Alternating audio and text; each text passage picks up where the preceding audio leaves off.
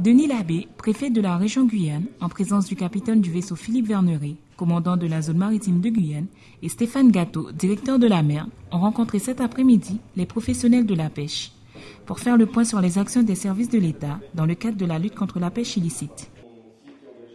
Alors, il y a eu des résultats. D'abord, il y a eu cette opération qui était une opération coordonnée entre la marine française et puis la marine brésilienne, chacun opérant de son côté de la frontière maritime, mais qui a été très fructueuse parce qu'il y a eu plus d'une cinquantaine de bateaux en tout qui ont été contrôlés. Alors certains dans les eaux françaises, donc ramenés à des grades des cannes avec des destructions de tapouilles, des procédures pénales qui ont été menées à l'encontre des capitaines, et puis surtout beaucoup de contrôles qui ont été faits dans la partie brésilienne des eaux, avec du reste un certain nombre de bateaux dont les pêcheurs français connaissaient les noms, contre lesquels il y a des procédures administratives qui sont en cours à Belém et qui doivent aboutir pour certains à des suspensions de licences de pêche ou des suspensions de permis de naviguer.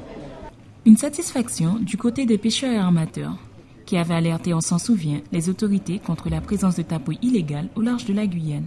Un manque à gagner qui fait réagir les autorités sensibles à cette activité.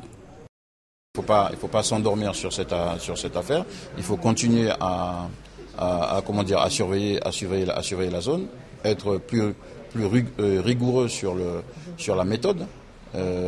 Pas question de les raccompagner, il faut détruire. Nous savons que dès lors que nous détruisons le bateau, ça fait très mal et ça sert. Et ça, en termes d'impact, c'est plus important que la destruction de filets. Parce que jusqu'à il y a quelques mois encore, nous pensions que le fait de détruire les filets suffisait à les décourager, mais on se rend compte que non.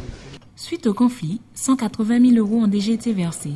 L'enveloppe de 1,7 million sera mise en place à l'issue de l'inventaire des besoins. On a obtenu gain de cause, je dirais à 80%, puisque la somme qu'on avait demandée, c'est pas celle qu'on a reçue. Mais n'empêche qu'on a quand même eu, on n'est pas sorti une main devant, une main derrière, quoi, voilà.